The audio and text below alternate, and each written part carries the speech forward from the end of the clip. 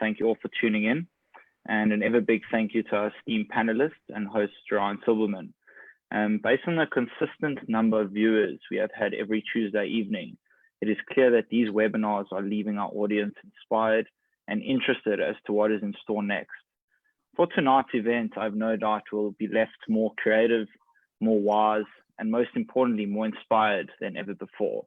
This evening's talk is slightly different, and we hope it gives the audience some light-hearted sense of creativity and motivation to inspire us in this crazy world we call home.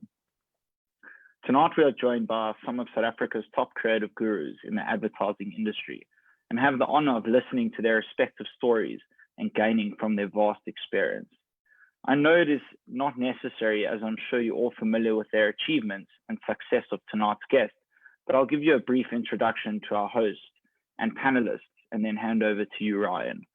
Our host, Ryan Silverman, is an industrial engineer and 2014 Jewish Entrepreneur of the Year.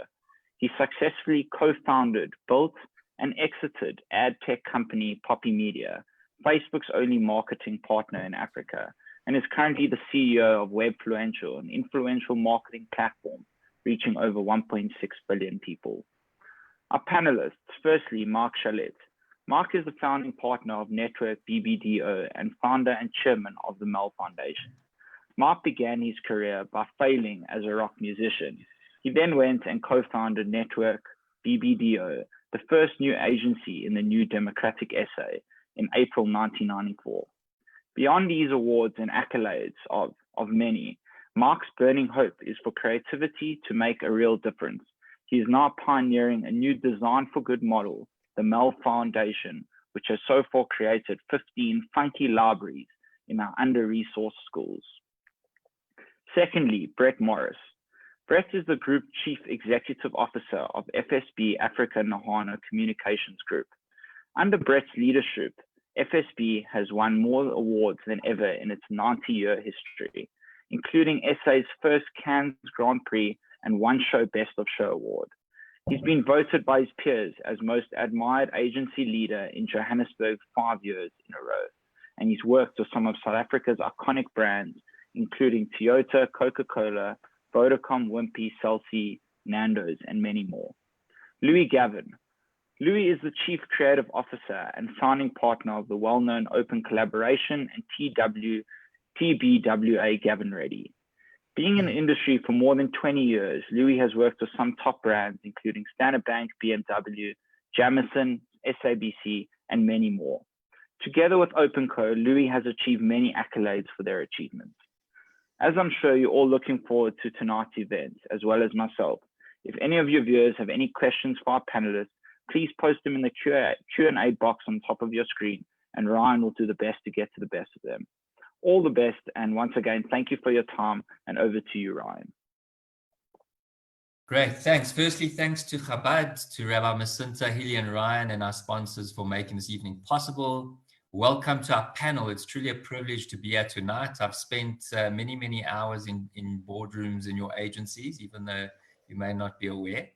The topic tonight is creativity during COVID. So I'm hoping it'll be a bit fun. I'm hoping to understand from our panel a little bit more about creativity and how it can be applied to solve real world problems and actually even drive revenue for small businesses and big brands alike. So before we get to the during COVID part, I thought let's really take a little bit of time to understand what do we mean by creativity. So Louis, let me start with you. What is creativity? Can it be learned, or is it something that you're born with? And maybe give us one or two stories that support your view on this. You know what the journalist said when Louis Armstrong asked her, when she said, what is jazz? Do you know what he said? What did he say? If you got to ask, if you got to ask, you ain't got it. Well, no, okay. So, what is creativity? I think there are many definitions of creativity, but I think the one that kind of applies to advertising and to the advertising industry is, I think, the ability to solve problems using the imagination. or by and the power of association, rather than purely linear logic, which is why it's sometimes called, lateral thinking and thinking outside of the box. So that doesn't mean that there's not a logical process in this creativity. I think there is, but it's very much about the ability, the talent of creativity seems to be the ability to leap into an unexpected place of associations, into a related context of ideas and meaning that will reframe everything and looks new and original. So can it be learned? Are you born with it? Absolutely, it can be learned, and it's taught. It's taught. Creativity is taught, because essentially it's a way of thinking. It's a way of reframing and looking at things differently. So absolutely, it can be taught. Not everyone's going to be a creative genius. Not everyone has that level of talent, which is a kind of an ineffable kind of quality. And some people have it, some don't. Some have more than others. But I think everyone can learn. Just as everyone can learn to play an instrument, I think anyone can learn creative thinking and learn to get out of that logical sort of loop tape that we get stuck in a very linear kind of logic. Most people do, because that's the way we're taught. That's the world we're in. We learn to get stuck. So creativity's ability to leap out of that, I think. Okay. Can you give us maybe an example? I think our audience would maybe love to hear, some examples that stick out in your mind over all the years. Perhaps some of your more creative or... I think just think of any good ad that you like. What you're looking at isn't a creative execution. But maybe I'll answer that in a different way. The way you are, I think you've got to differentiate between, creativity in the broader sense and creativity in advertising. Creativity in advertising is very specific, and it's about communication, and it's about getting to engage people with your selling message, basically, with your proposition, right? So I'll give you an idea of how you can leap into creativity. So one of the definitions that I like a lot is that is finding the truth in the problem. Because every product or service is, in fact, it's not just meeting a need, it's not just fulfilling a need, but it's also solving a problem, basically. I mean, you can look at any selling selling process as solving a problem, and it's finding the truth in that problem. So, for example, so you're selling airtime or data. Let's use that as an example. So you can ask yourself, well, what is the truth in the problem of needing data? Well, it's running out of data, and if you run out of data, well, you can't see the end of your YouTube video. Yeah. You can't go into social. You're going to miss out. So all those things are the problem. And if you can find the truth in that problem, which comes back to a human truth, to an emotional truth, and also to a functional truth, and to a self-expressive truth. And if you can find that, then you're already well on the road to reframing the proposition in a way that people are going to want to pay attention. And then you dramatize it, you dramatize the solution or the problem. You add humor, you add a piece of music like we just saw in the arcade, which immediately grabs you and takes you into another place. And almost any imagery you put with it, you're already being transported. So you dramatize that, you find the truth of the problem, and then you dramatize it, and you jump out of your framework. That's the process.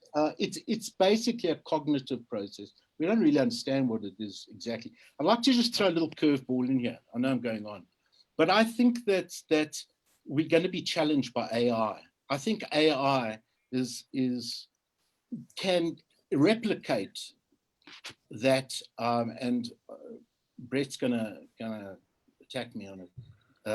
But I think AI can replicate that process of finding associations that you normally wouldn't find.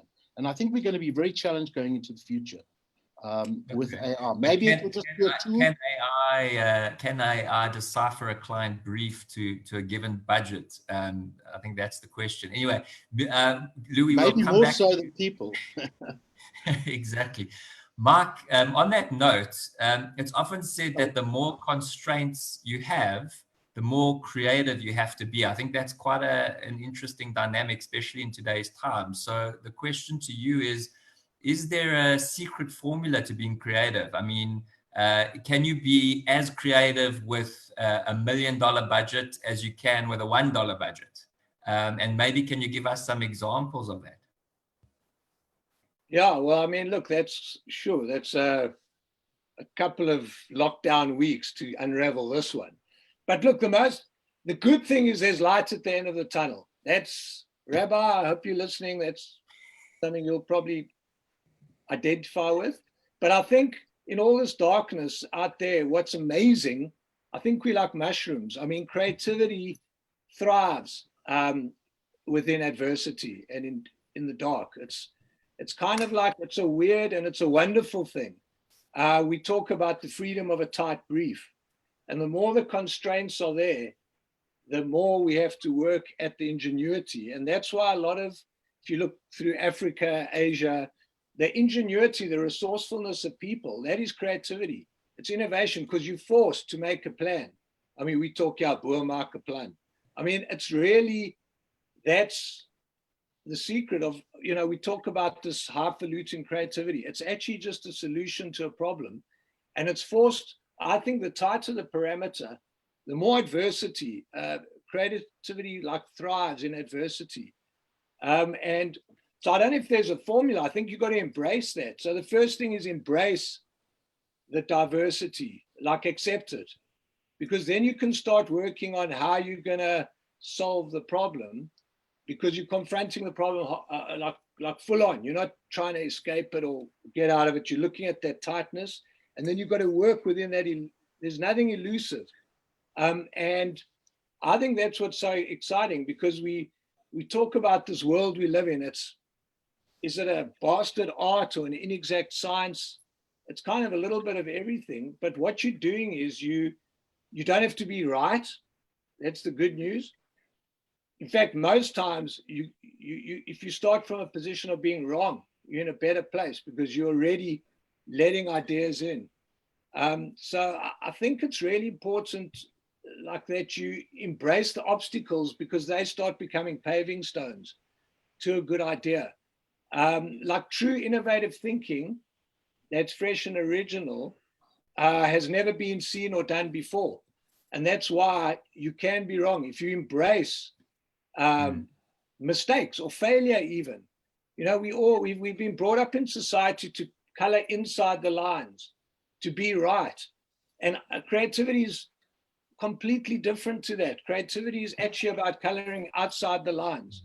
So it's about taking risks. You're saying it's about, you know, being far out there, doing something that maybe no one's done before. Do any examples for you stick out over the years around, you know, taking a risk, you know, in challenging times?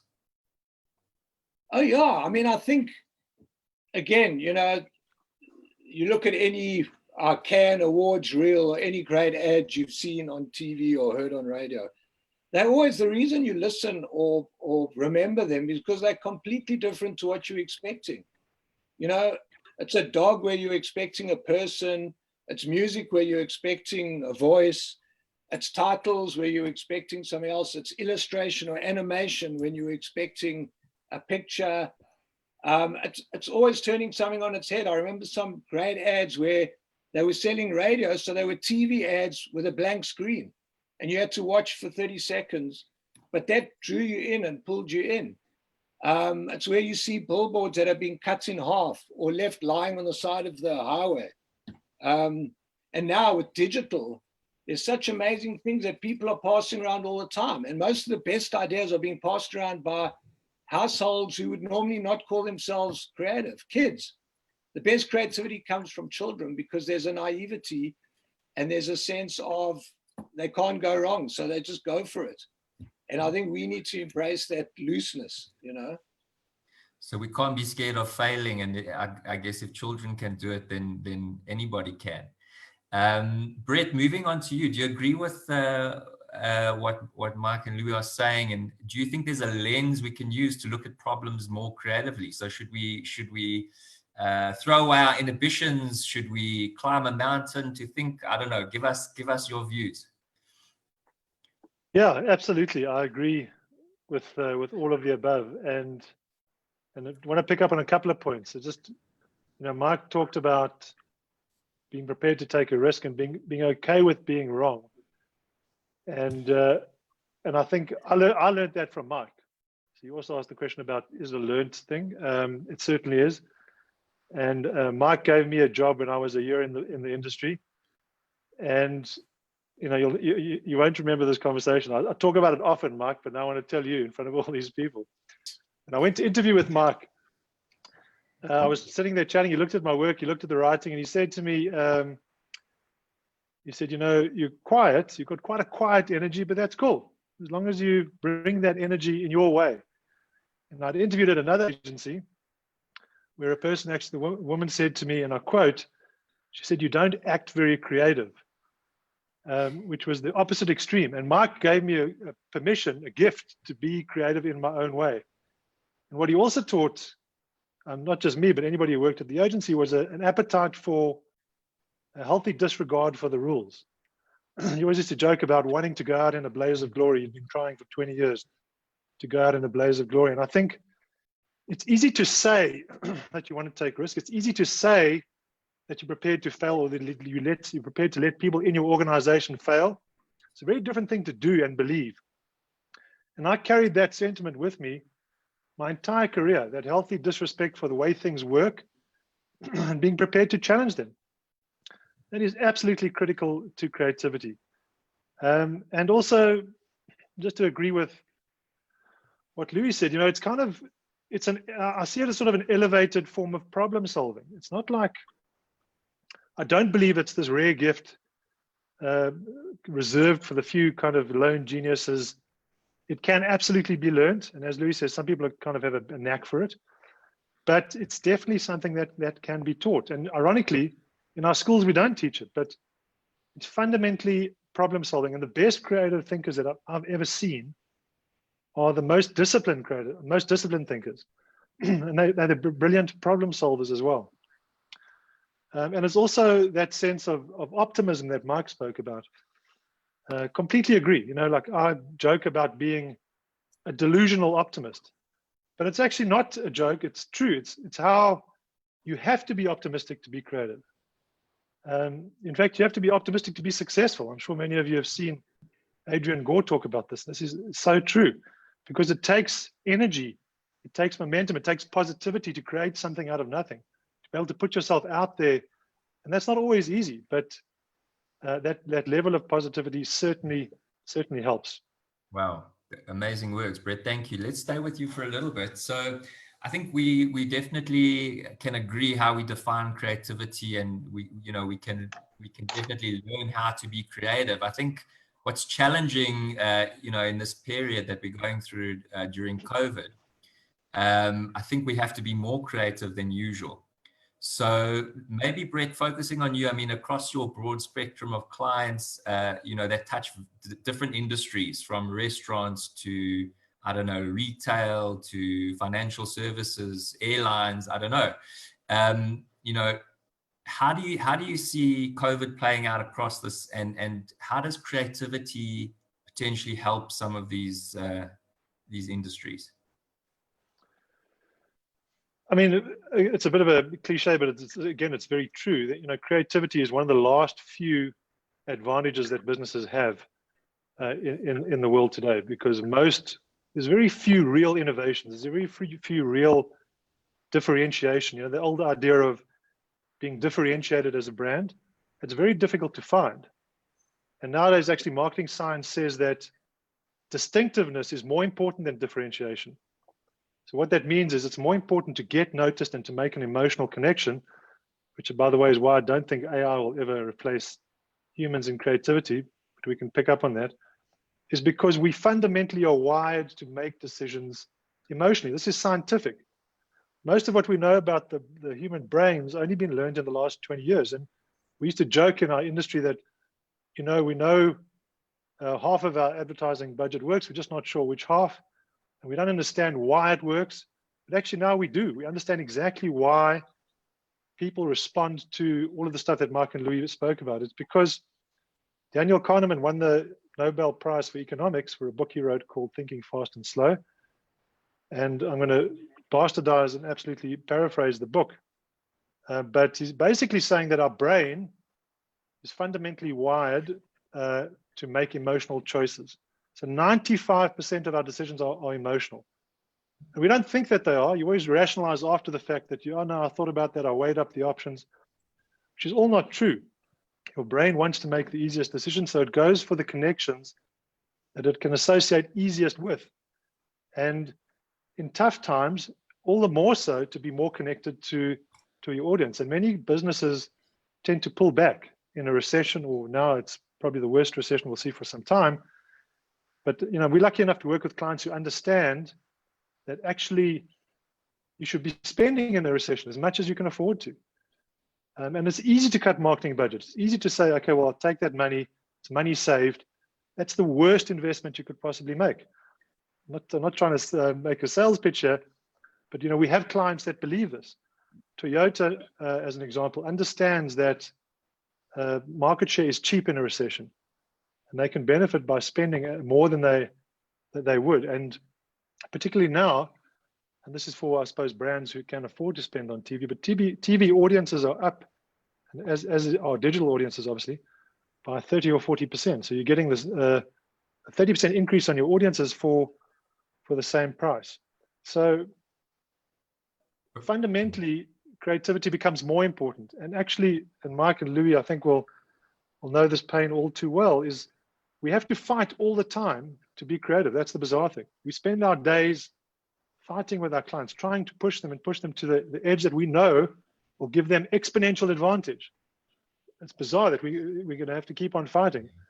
But that's just the nature of the business, because nobody fundamentally wants to take risks or wants to put themselves out there and try something new and try something different. That's our job, is to help our clients put themselves out there. And they need it more than ever. We all need it more than ever, particularly in this time. And creativity is an exponential advantage in any, not just in marketing, in life. There's no doubt about it. Yeah, great, Brett. Thanks. So Mark, moving on to you, I think it is often said, as Brett said, that the advertising budget is the first to get cut during hard times. I've actually read some research that literally shows, the more awards you've won as a brand or as a business, translates into revenue. So are you seeing, Mark, this scenario where brands are pulling back? And maybe let's make it more real for our audience. So if you're not a big brand, how can we help people take that risk to spend more on being creative, not necessarily advertising, but how to be distinctive? What do you have to say there, Mark? Yeah, well, it's just building on what Brett's saying. The biggest risk is actually not taking one. That is the most risky advertising right now, is to do something boring, because you don't have the money, you don't have the budget to bludgeon consumers. I actually wrap my hands in glee now when clients come, because most of them are not spending what they should be, but then they have to rely on a good idea. So I go, cool, you don't have the money, so can we use a bit of corp now and actually do something interesting that'll make you distinctive and stand out? So this is actually for small. I think this is an amazing opportunity for small advertisers, or for guys who have to cut their budget. Because as much as the theory and the greater wisdom says you shouldn't, they all do. Because I kind of get it. It's jobs on the line, it's salaries, it's families. So we kind of just go, okay, let's cut to the chase. You need a good idea, and you have no choice now. And so that's the gap now. And I think for smaller advertisers, smaller companies, this is your chance, because the bigger guys still don't get it. Big corporations are used to, let's call it propaganda. You stick something on long enough, in big enough media, spend enough on it, you'll finally, you'll bludgeon someone into oblivion. You know, they'll finally get the message, but you're not creating a distinction. You're not creating a brand personality that I want to, you know, have an affinity with. Whereas young, cool, agile brands or companies can create a distinct personality, and I want to invite you into my lounge, into my headspace. I want to be part of. Now's a chance with COVID. We're all so separate. This like being alone, but you don't have to be lonely. And I think this is a chance for companies to reach out. You've got this lifeline called digital.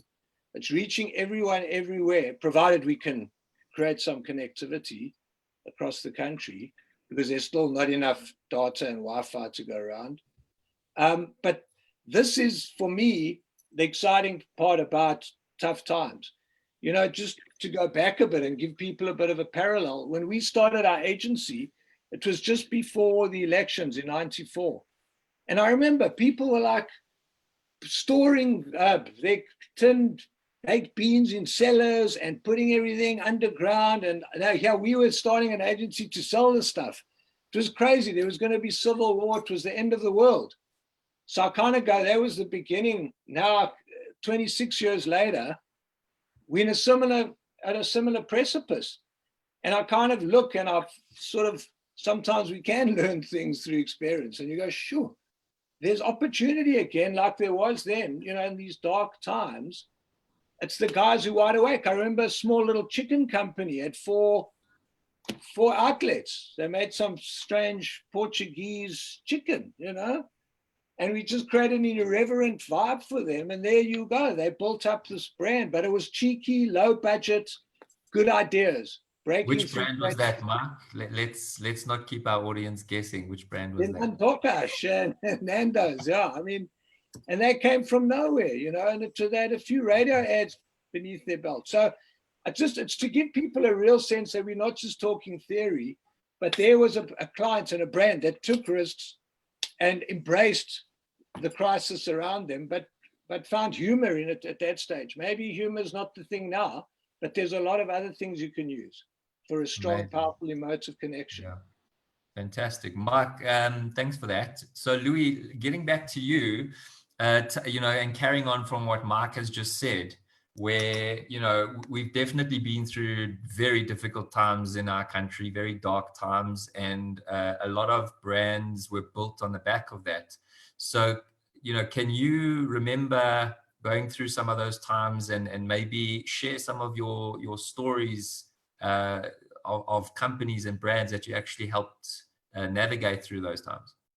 You're on mute, by the way, Louis. Yeah. Okay. So actually, Mike and myself started our own agencies at exactly the same time, which was just before the 94 election. But I remember, because I go back, I've been in the business 43 years, not 20 years. So I remember in the 80s, you know, the 80s, South Africa was also in a difficult position. It was fighting a war on the border. The world was boycotting South Africa. There was United Democratic Front action, social action in South Africa. It was also a time of, and that's when I started out, it was a time of incredible uncertainty. And it was also gloom and doom. And I remember in those days, Darryl Phillips from Gray Phillips, he kind of, I don't know if he coined the phrase, but he certainly popularized it at the time, which was advertise during, you know, a recession. That's the time to advertise, not to pull back. Yeah, I can't really add to you know, the risk taking. I mean, that is what it's all about. You know, the definition of not taking a risk is being camouflaged, you know, being conventional, being part of the background, being safe. I think one of the reasons people don't take risks is because taking risks don't always pay off. It does pay off. If the risk taking pays off, it usually pays off big time, like in the chicken outlet that we're talking about. But I think one can cite many examples of risks that didn't pay off for clients, which doesn't mean to say that they mustn't continue to take risks. And there could be many reasons why that risk taking didn't work. Maybe the budgets weren't big enough. Maybe the creativity wasn't good enough. But risk taking and not doing what everybody's doing, not following the same pattern of everyone, which is where the concept of disruption comes from. Disruption is a cognitive psychology concept, is that you break the pattern. And when you break the pattern, you get recognized. So yes, that's advice to people, is find a way, understand the pattern of all your competitors, understand what the convention is, and find a way of breaking it. But however, you've got to remain relevant. You know what I'm saying? You can break a pattern, but be completely irrelevant, which is kind of like the definition of madness. It's like just going on and not having any connection with your environment or the context that you're within. So you've got to stay relevant all the time. Does any like campaign or experience stick out in your mind if you think back to some of those darker times? Well, I don't want to hesitate too long here because we haven't got that much time. I didn't I have to jog my memory. But I think any good campaign, just mention an ad. I want brands. I want it's not inside, it's on top. I don't know. Tell us, give us some examples. Well, the Beats the Benz ad, for example, that Mike was involved in, and myself at one point.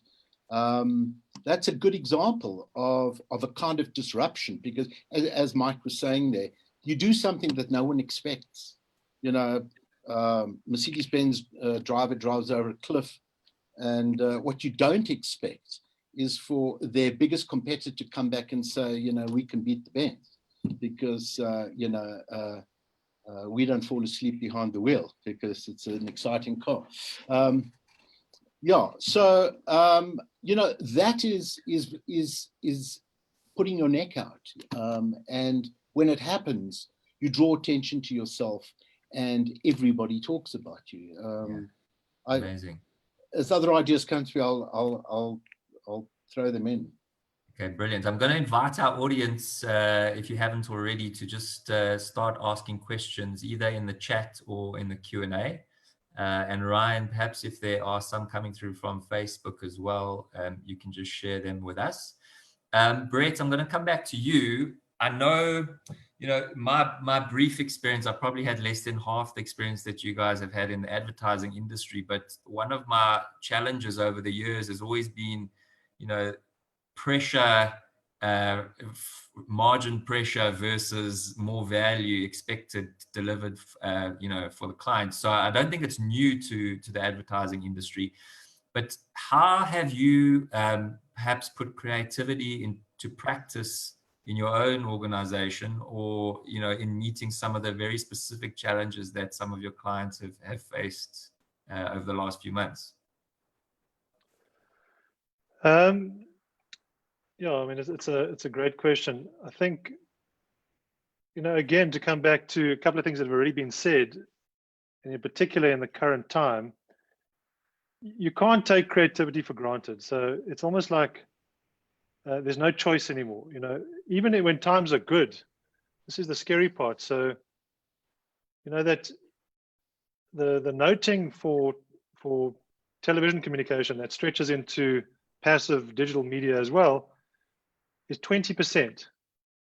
That's how much people remember ads on television. So that means 80% of advertising money is wasted, which is quite scary.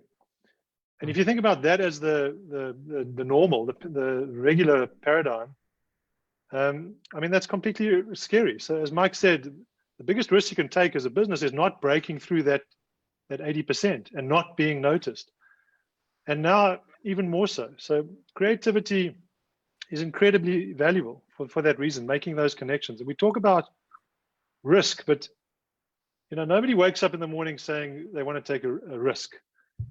But it's about being provocative, and provocative doesn't necessarily mean being crass or being using the wrong kind of humor or anything like that. It means being prepared to have a point of view and standing for something and making a connection in an authentic and a human way. That's what storytelling and creativity is all about.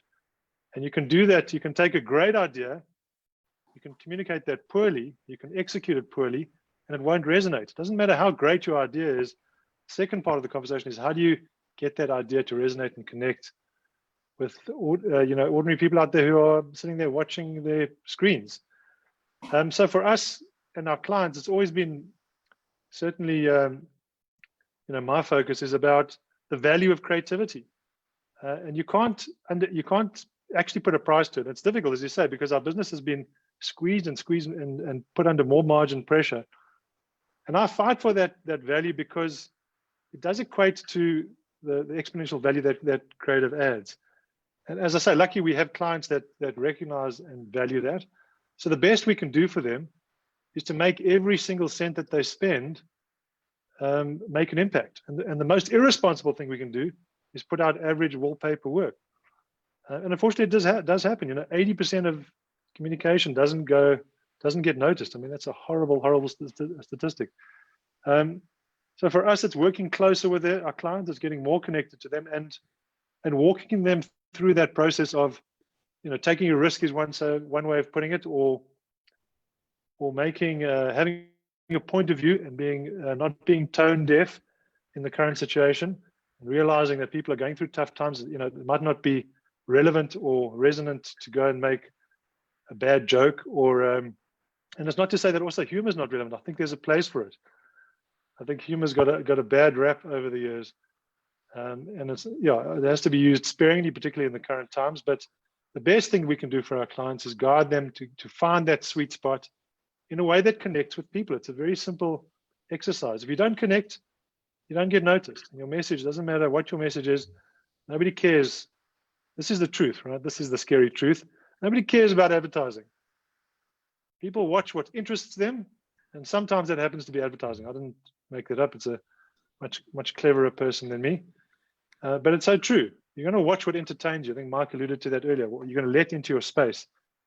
So, I mean, no specific examples other than to say, that's the most important thing we can do. And you can't ignore creativity now, because you need it to make that exponential impact. Great. Mark, so coming to you now, in your own organization, I guess, I don't know if creatives can maybe be, in their own silo, but let's maybe look beyond that. Working from home, I know advertising, traditionally is there are 24 hours in the day, and then there's the night. So how have you employed creativity to solve some of these problems that COVID has brought about within your own company? You're on mute, Mark, sorry.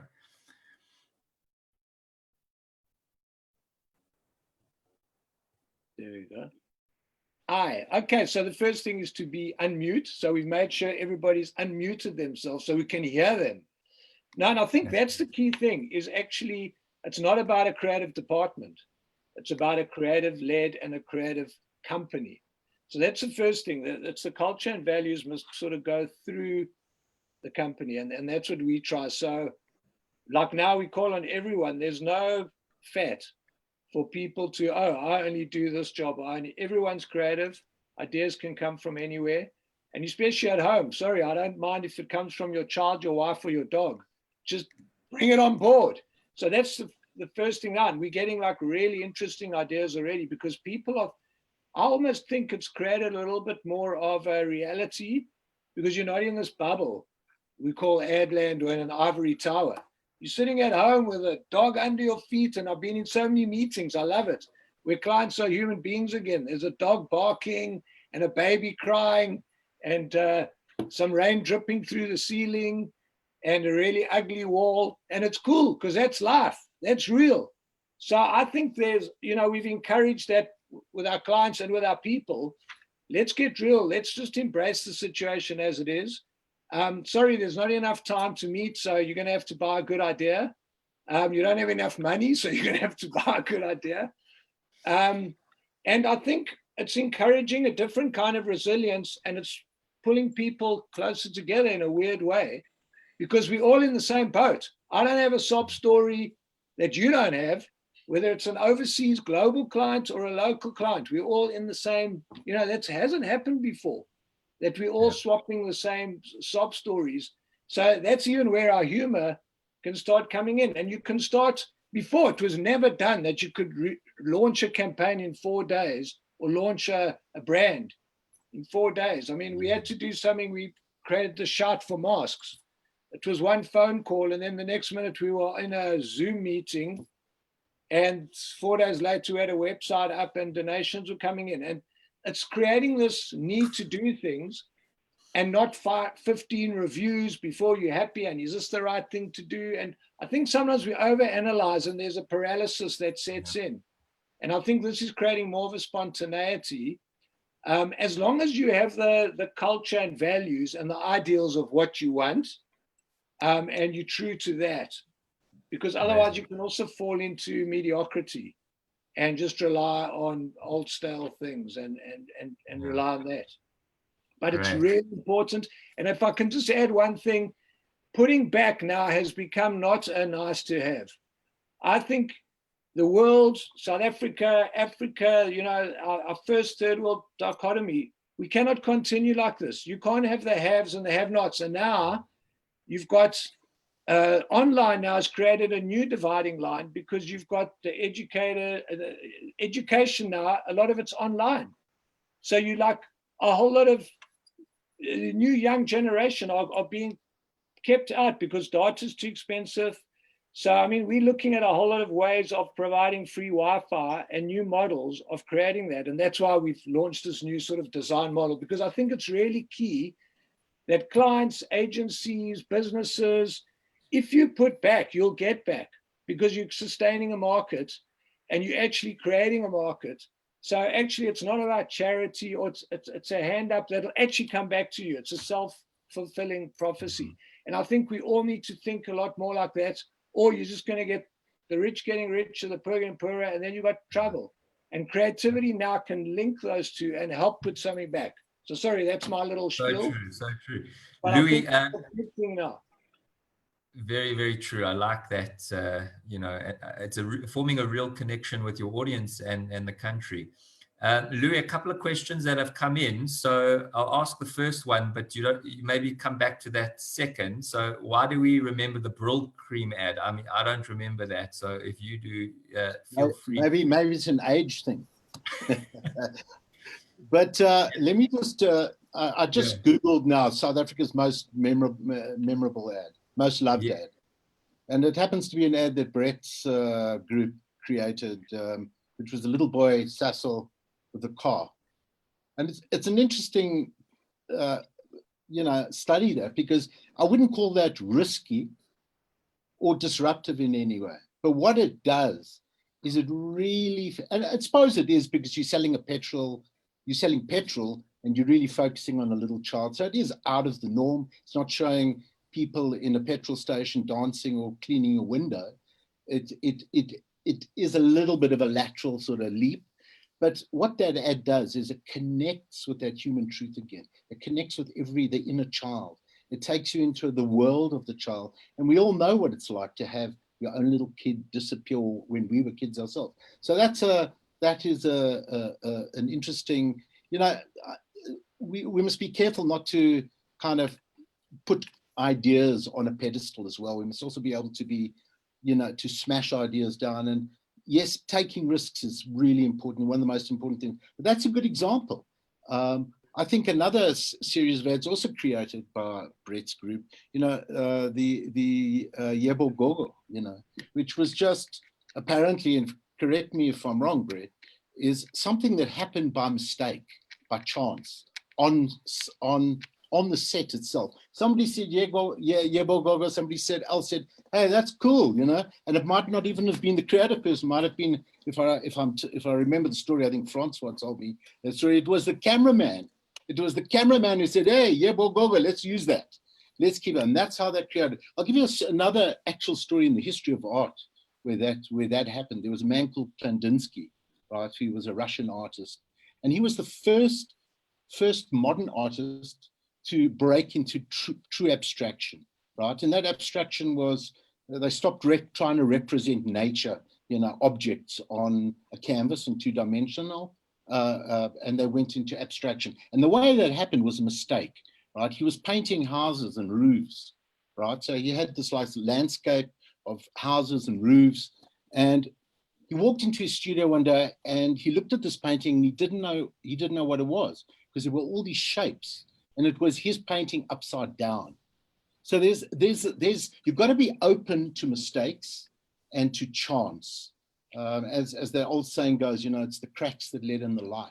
So it ties back to what Mike was saying. Amazing. As well, is that we can't always be right, but sometimes being wrong is the spark that leads to something great. So be open to that. Don't put down mistakes. Look at them twice and say, maybe there's a place for this. And I think, all success has that sort of that theme running through it somewhere. Amazing. So on that point, another question, I'm going to open it up to all our panelists, so feel free to jump in, is where does South Africa stand in relation to the rest of the world in terms of creativity? In my view, it's very much linked with entrepreneurship, which I'm very passionate about. And there's so many problems to solve in our country.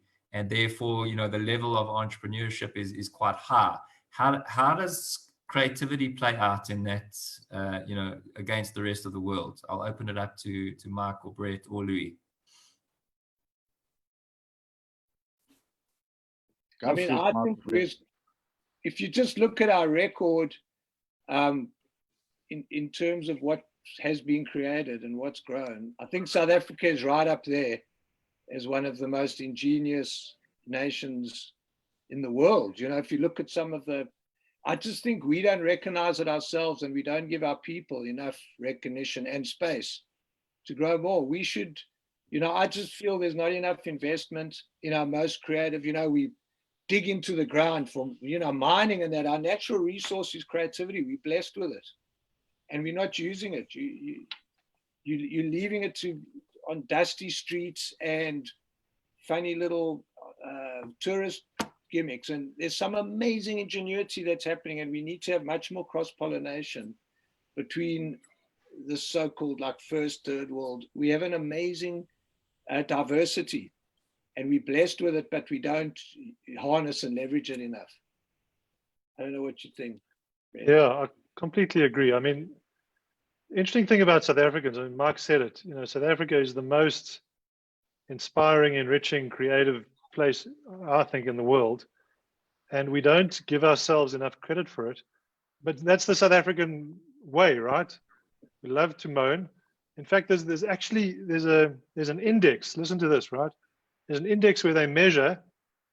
They ask you two questions: how well your country performs on a global scale, and how confident are you that you're right about your prediction on that performance.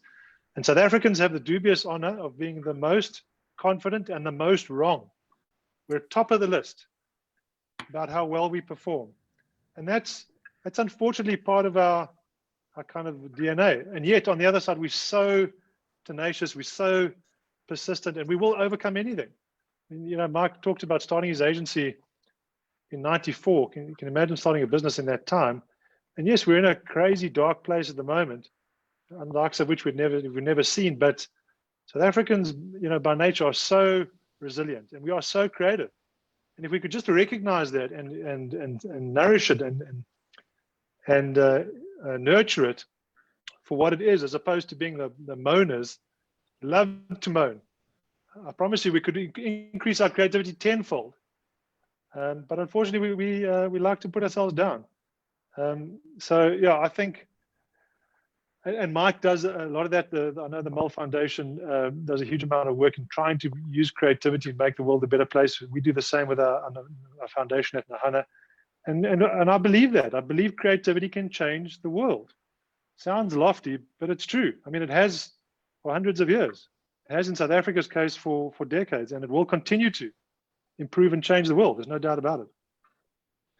Okay, so Louis, let's get really practical. I'm coming to you with a hard question. we're in a business, we're in manufacturing, and after listening to tonight's, maybe I should open it up, Louis. I don't want to put you on the spot.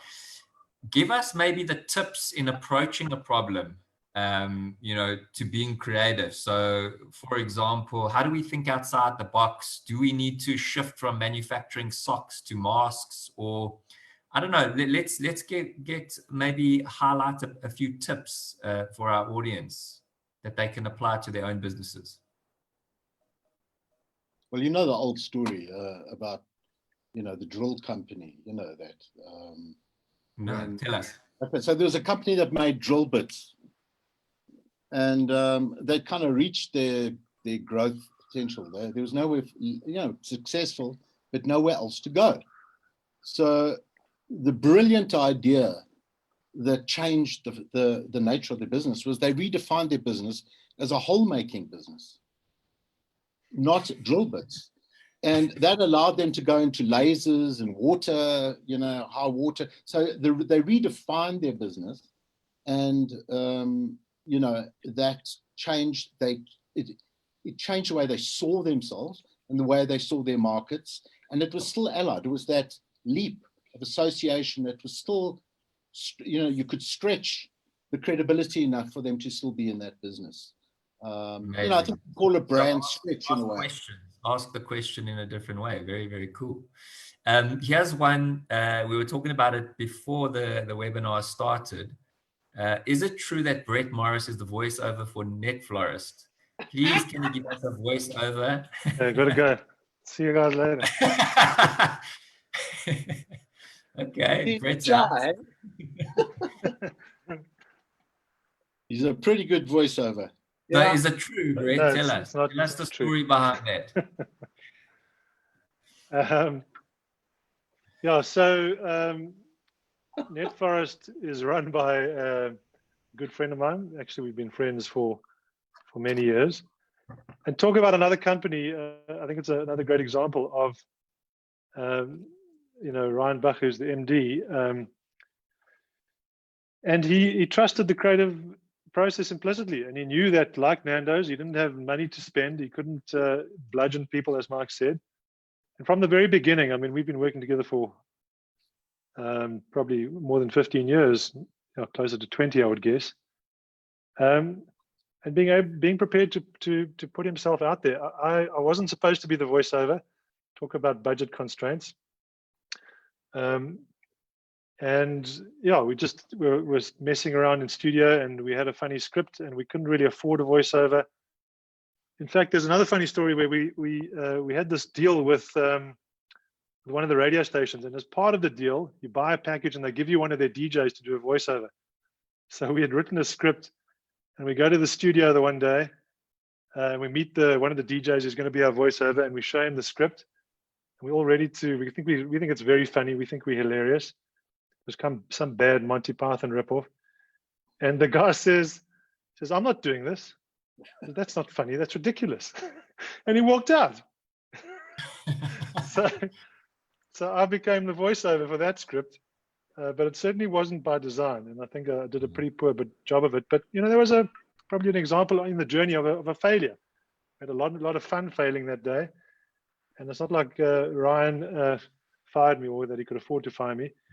And we kept looking for the next best idea, and we did some pretty outrageous stuff, and this character kind of just happened to stick, and people kind of liked him. He was pretty outrageous and said some pretty outrageous stuff.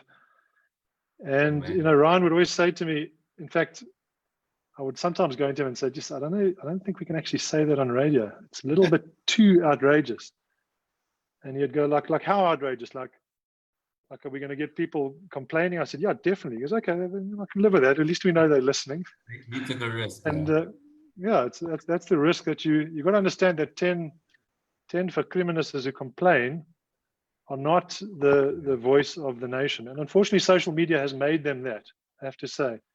So those 10 complaints now become exponential, because it's not to mean we should be insensitive or make bad jokes at other people's expense, but I do think there's a willingness to go out there and have a point of view and have fun.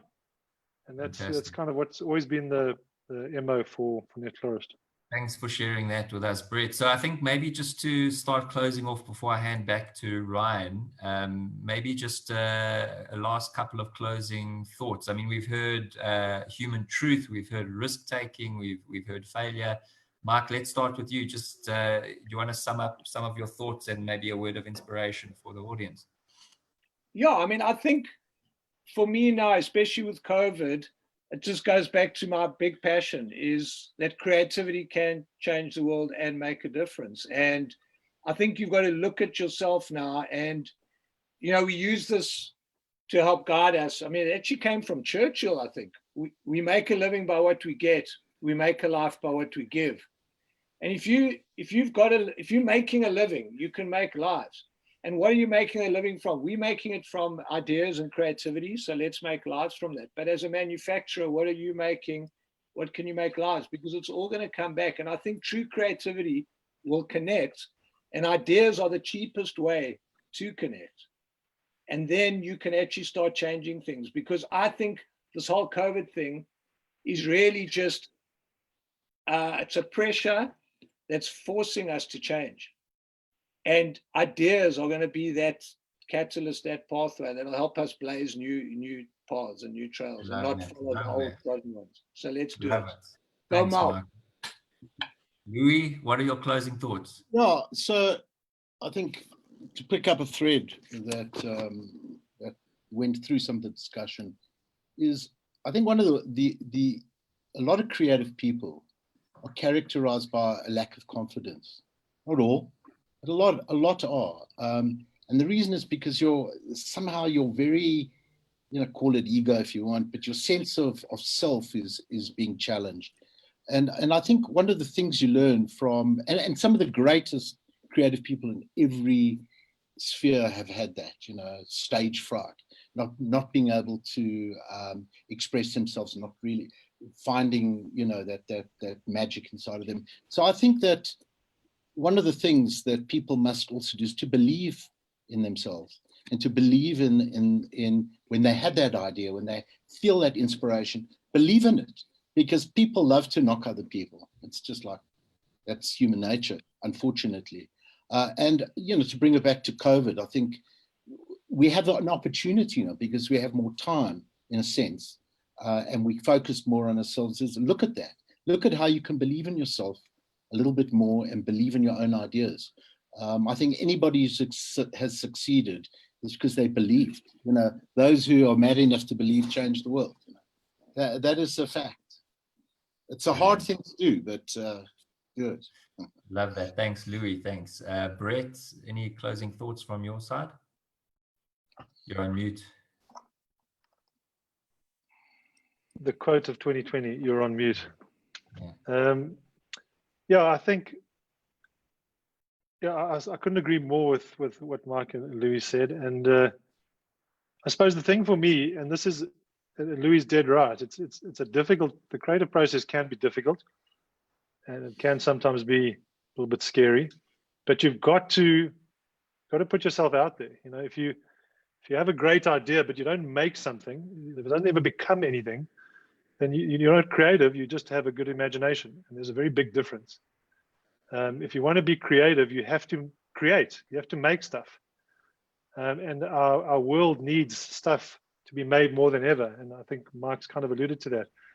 It needs our creativity, and it's not always going to be easy, and you may fail along the way. And I think if advertising taught me anything, it's that you need to have lots of good ideas, and you need to make them. So I would just encourage everybody to, first of all, to find their creative spirit. And creativity can be in the smallest possible form. It can be doing something small and kind and generous for somebody, or it could be a big world-changing idea, and everything in between. We don't have to all change the world every day, but we certainly can be creative every day. And yeah, it's not an easy thing to do. You have to be delusionally optimistic, but it's worth it because it's fun. Wow, that was truly inspiring, Mark, Brett, and Louis. Thank you so much. I really loved talking to you guys. I'm going to Can I throw in something? We said we've got to be mad tonight, so let me just throw something.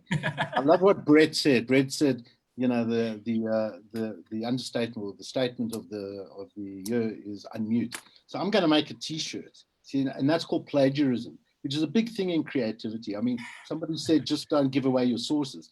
So Brett, when you see a T-shirt which says unmute or you're on mute, you know where it came from. No, don't make a T-shirt, Louis. Make a mask. Yeah, mask. Yeah, You're there on we mute. go. Yeah, you Like see. that. So there you saw the process. It's like ping pong. Creative director. Took credit for it. Thanks, gents. That was unbelievable. Thank you for that. Ryan, over to you. Awesome. I love that idea. I love that last little comment. Nice little light-hearted ending.